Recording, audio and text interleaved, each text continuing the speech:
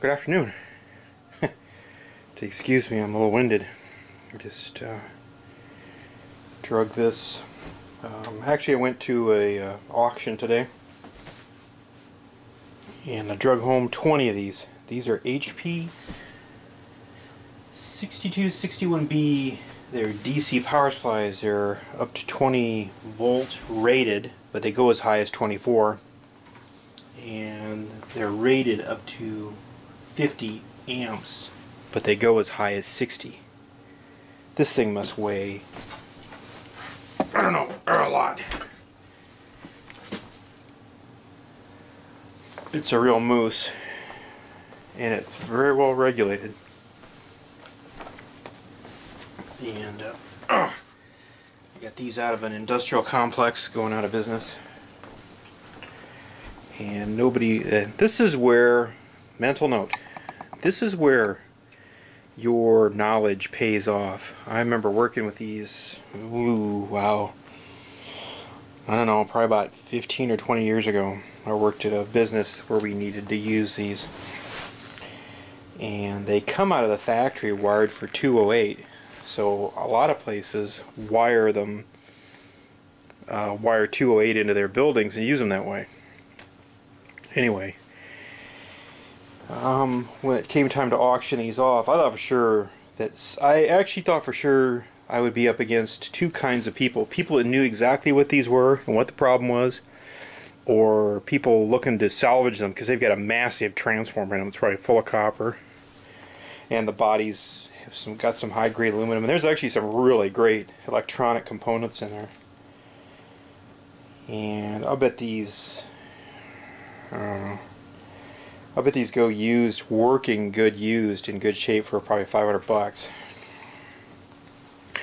Anyway, when it come time to auction them off, the auctioneer said, "We tested these and none of them will turn on. They're all bad." I thought, really? How did you test them? So they start the bidding at, like, I don't know. First they're going to auction them off per item. And he starts the bidding, and they want a couple $100 an item, and I thought, well, that's a little steep. And so they try 100, or then they go down to 100, and then down to 50, and they're down to 20. And I thought, we're kind of getting in the ballpark, but there's 20 of them. What is that? $400? That's not bad, but let's see where this goes. So he says, well, how about 15? He says, we're not gonna. He says, okay, we'll sell them by the pallet. And so they start at like 200 again, and I thought, well, it's pretty high. I should have jumped on them when they were each. And he gets down to about 20 or 30 bucks a pallet, and he says, you know what, we're not gonna, just says the heck with it. You're gonna buy the whole lot, all of these together. And he starts at 50 bucks. And he gets down, he gets down. He got down to $10, and then I bid on him at 10. Some other guy bid on him at 20. Bid him up to 20. Hang on. Oh, it's like Christmas all over. I got a little toy here that I'll show you this later. Anyway, we got down to. Let me back up a little bit here because I believe we got down to 10 bucks, and then he bid 20, and I bid 25, and he shook his head. And I thought, you got to be kidding me! You don't want to buy all these. That's like $1 and a nickel, I think. So there were, let's see, $25 divided by 20 is $1.25. You don't think that's worth $1.25? Now the hernia I got's going to cost $125 to drag it home. And oh, by the way, I had to leave the pallets. They wouldn't give me the pallets, so I couldn't use a pallet jack or a trailer or anything. So I had to load these by hand onto my truck, which is okay. Actually, I got a couple people in the auction place, some other just patrons, to help me. They were really nice folks. Offered to buy those folks that helped me lunch, you know, $10 lunch. Want nothing to do with it. Despite what people say, I think the majority of people are pretty kind-hearted. I mean, I think these guys saw me hustling these things, and I was huffing and puffing a little bit. They were pretty heavy, and I had a way to walk, but I had 4 or 5 guys helped me. Everybody grabbed a power supply and they paid attention. I said, well, how do you want to stack these on the truck? And I said, well, there's some blankets. I said, we'll throw down 4, throw a blanket down, throw down 4, throw a blanket down. So I made this Incan pyramid, and then I strapped it to the body of the truck, to the bed, and away we went. I got a couple other little trinkets. I got a little, it's behind there, there's a little power amp for $1. I got a lot of things for $1 today. And I got some tools. But like I said, let me back up a little bit. This is where it pays to know something. Your knowledge, I don't care what you do. You can be a freaking pot scrubber, but you know something about what you do, and or you know something about the stuff, and that's valuable. I don't care what it is. I don't care who you are. Everybody knows something about something. And the trick here is these aren't broke. They are perfectly fine. They're wired for 208. So I took this one, I took the back off and the top. I should have brought my camera outside. I didn't. I was so excited about getting these that I took the back and the top off. And basically you move a wire on the main transformer and a wire on, there's another transformer that's like the control transformer that supplies all the control stuff. The main transformer is just for the DC that goes out the back, and the control regulator circuitry is controlled by another transformer. This one's in pretty good shape.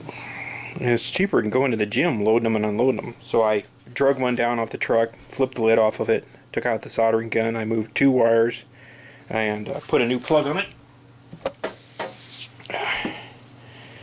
That plug there, I think that's a Hubble. Yep, Hubble right angle plug. Drug out the line cord, threw the coals to it. Works just fine. Matter of fact, I could, well, yeah, let me shut you off here. Anyway, you ready? There we go. Oh, it's got a current, or a voltage, there's a voltage overcurrent on this. Once you trip that, you gotta shut it off to recycle it. It's probably set for,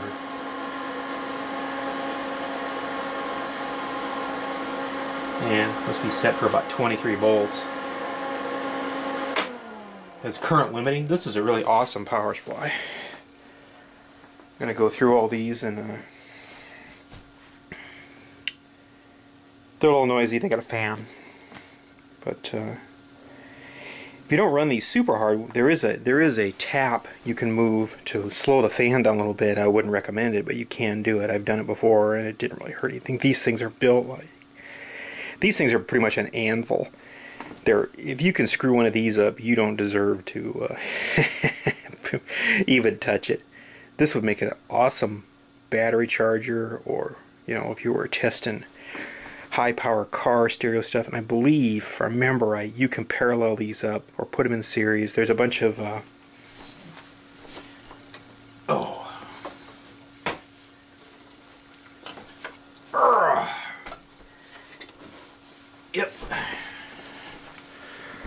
There's a bunch of stuff on the back.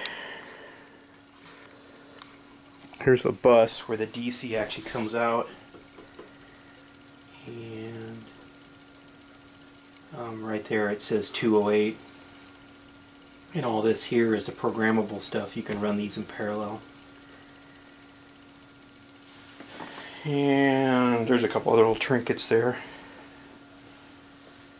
And they've got some, even if you get a hold of one of these and it's broke, there's some really awesome rectifiers and pass transistors and some filter caps and stuff in there. Like I said, this thing is built really great. So anyway, I'm hoping that all these are fine. A couple of them a little nicked up. I think they've been dragging them around too much, but I guess I'm in the big power supply business. Let's think about paralleling all these up and then taking the outputs and shorten across them. No, I'm not going to do that. There'd be a huge flash and you'd read about me in the newspaper. This here is a remote sensing back in. They sense, so there's any voltage drop, it compensates for it, and all the rest of this stuff is programming and stuff. These are really cool. You can probably remotely vary the voltage and current limit these, if I remember right. And the reason they run them on 208 is they're a lot more efficient. You know, that's, I don't know, what is that? 50 amp at about 24 volt. That's a lot of damn. What do we got here? 50 times 24. Yeah, it's over 1,000 watts, but it's probably more like 1,500. I don't know if there's a rating here or not. I don't see anything. This says 2600 VMA max. This has option 27, which I believe is the 208 wiring. They kind of, HP kind of pushes that pretty hard.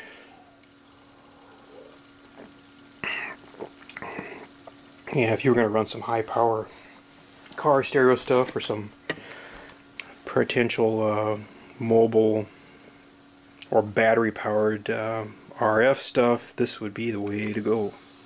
So I'll probably wrestle this downstairs and install it in my shop.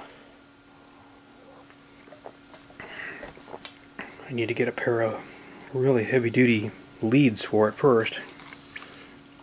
I guess if a person didn't care, you could use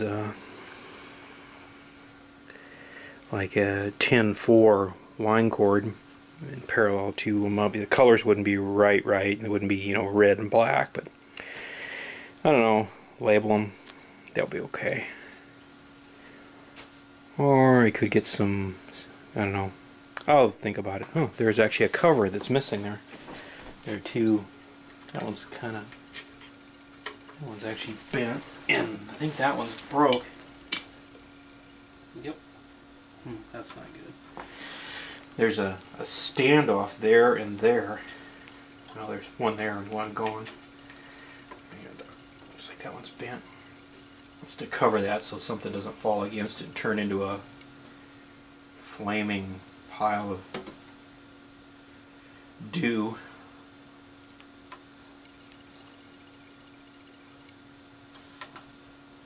External crowbar trigger. These are actually pretty well labeled. Somebody's fiddled with this one. Normally they have little straps, and someone is, they've used this for something else. And some of the screws are gone. Nothing big. So it looks like I got a few mad projects. It'll keep me out of trouble. Anyway, if you have any questions or comments, or wonder if I made it home, or ended up in the hospital, feel free to drop me a line. If you'd like to subscribe to my channel, I do other things besides drag home massive pieces of ancient technology. Actually, this probably isn't that old. It's, I don't know. I'd have to look it up. They made these for a long time. This is all linear, by the way. I don't think this is switching, although it has what's called a pre-regulator. Anyway, we'll probably see more of it. If you'd like to see more of it, let me know. Anyway, whew, have a great day. I'm going to go work out some more, do some more lifting. Take it easy.